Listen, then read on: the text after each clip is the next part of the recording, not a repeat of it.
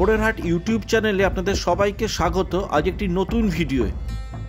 আমরা সবাই নীলতিমির নাম শুনেছি।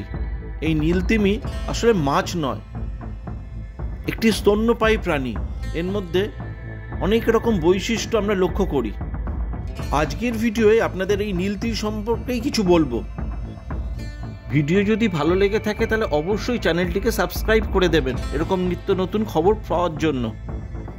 বড়ই রহস্যময় বিশাল সামুদ্রিক একটা প্রাণী হলো নীলতিমি। সামুদ্রিক বাস্তুতন্ত্রের জন্য অত্যন্ত আবশ্যক। বেশ কিছু বৈশিষ্ট্য রয়েছে এই নীলতিমির। পৃথিবীর সবচেয়ে বড় এই প্রাণী দেখতে মাছের মতো হলেও একে মাছ বলে ভুল করবেন না। এরা আসলে স্তন্যপায়ী প্রাণী। বাচ্চা জন্ম দেয় এবং বাচ্চাকে দুধও খাওয়ায়। হাজার বছর ধরে এরা পৃথিবীতে টিকে আছে। বিশালাকার এই নীলতিমির বেশ কিছু তথ্য আপনাদেরকে জানাবো। বিশালাকার নীলতিমির দৈর্ঘ্য সাধারণত 80 থেকে 100 ফুট। পুরুষ তিমির তুলনায় মহিলা তিমি বেশি বড় হয়। এখনো পর্যন্ত সবচেয়ে বড় তিমির দৈর্ঘ্য রেকর্ড করা হয়েছে 108 ফুট। পরপর 3টি স্কুল বাস সাজিয়ে রাখলে যতটা লম্বা হবে এই তিমির আকার ঠিক ততটাই। নীলতিমির ওজন সাধারণত 90,000 থেকে 1,36,000 কেজি পর্যন্ত হতে পারে, অর্থাৎ প্রায় 100 থেকে 150 টন। তবে সমুদ্রে কিছু বড় আকারের নীলতিমি রয়েছে, সেগুলোর ওজন প্রায় 2 লাখ কেজি বা 220 টন হতে পারে। কিন্তু এই ওজন আসলে কতটা?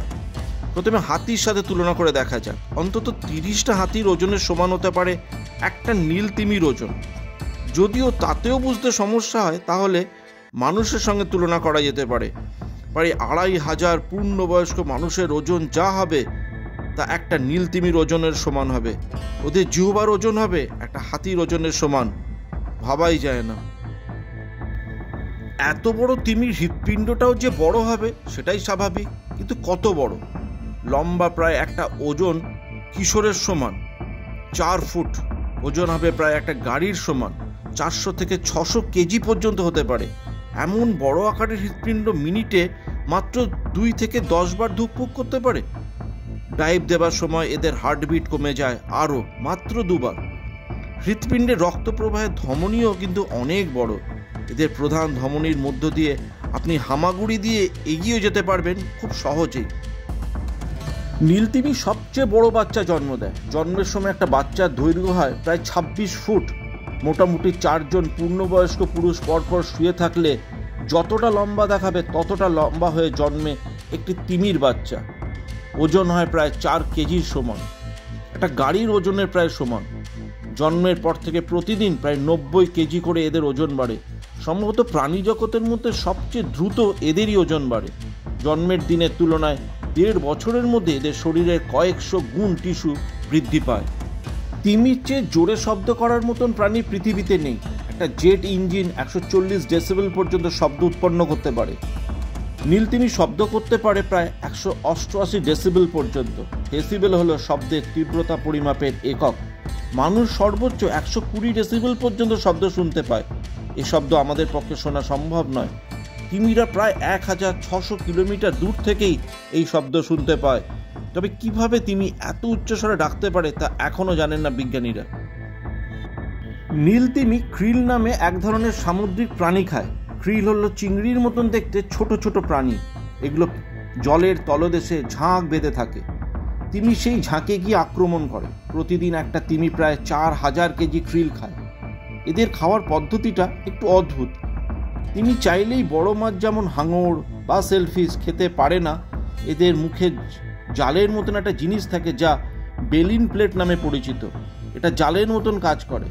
যেখানে ক্রিল আছে সেই অঞ্চলে গিয়ে নীলতিমি একসঙ্গে অনেক জল মুখে পুড়ে নেয়। সেখান থেকে ক্রিল ওদের জালে আটকে পড়ে আর মুখের জলগুলো পরপর বের করে দেয়। একেবারে প্রায় 90 থেকে 100 কেজি ক্রিল ধরতে পারে একটা নীলতিমি। সাধারণত খাবার সময় এরা সমুদ্রের এমন জায়গায় যায় যেখানে প্রচুর ক্রিল পাওয়া যায়। এমন অঞ্চলকে বলে ফিডিং গ্রাউন্ড।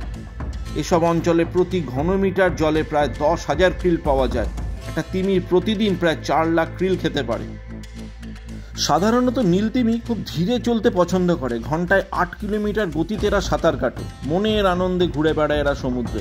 কিন্তু বিপদে পড়লে বা উত্তেজিত হলে ঘন্টায় 50 কিলোমিটার গতিতেও সাঁতার কাটতে পারে।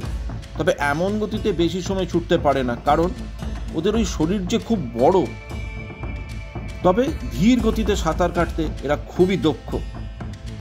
নীলতিমি দীর্ঘজীবী প্রাণী, গড়ে 80 থেকে 90 বছর পর্যন্ত এরা বাঁচে। তবে কিছু নীলতিমির 100 বছরেরও বেশি বাঁচার রেকর্ড রয়েছে। এদের বয়স নির্ধারণের জন্য বিজ্ঞানীরা কানের মোমের স্তর পরীক্ষা করেন। এই মোমের স্তর প্রতি বছর একটা করে বাড়ে। সেগুলো হিসাব করেই তিমির বয়স নির্ধারণ করা হয়। তবে ওদের দাঁত পরীক্ষা করেও বিজ্ঞানীরা বয়স নির্ধারণ করতে পারেন। নীলতিমি কখনো পুরোপুরি ঘুমোতে পারে না, মানে আমরা যেমন ঘুমিয়ে পড়লে আর কোনো কিছু সম্পর্কে আমরা ধারণা রাখি না, শুধু শান্তিতেই ঘুমোই, তিমিরা তা কিন্তু করতে পারে না। ওরা যখন ঘুমোয় তখন অন্তত মস্তিষ্কের অর্ধেক জেগে থাকে। এরা যদি পুরোপুরি ঘুমিয়ে পড়ে এবং ঘুমটা বেশ গাঢ় হয়, তাহলে সময় মতন ঘুম ভাঙবে না, আর তাতেই দম আটকে মারা যেতে পারে। তাই তিমিরা কোনো রিস্ক নেয় না, সবসময় সজাগ রাখে মস্তিষ্কের একাংশ। এ কারণেই বলা হয় তিমি জেগে জেগে ঘুমায়। অতীতে পৃথিবীতে প্রচুর নীলতিমি ছিল, তবে এখন সংখ্যাটা অনেকটাই কমে এসেছে। এর বড় কারণ হলো মানুষ তিমির তেল নিয়ে বাণিজ্য করছে। ওয়াইল্ড লাইফ ফান্ডের মতে 1904 থেকে 1967 সাল পর্যন্ত পৃথিবীর দক্ষিণ গোলার্ধে 3.5 লাখের বেশি নীলতিমি হত্যা করা হয়েছে। 1931 সালে শুধু এক বছরে 29,000 তিমি শিকার করা হয়েছে। বিভিন্ন দেশে আইন করে তিমি শিকার বন্ধ করা হয়েছে, তবুও চোরাচালানকারী ও অসাধু জেলেদের হাত থেকে রেহাই পাচ্ছে না এই অতিকায় স্তন্যপায়ী প্রাণীটি।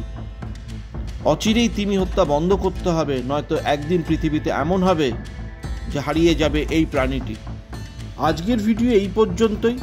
ভিডিও ভালো লেগে থাকলে অবশ্যই লাইক, শেয়ার ও কমেন্টস করবেন।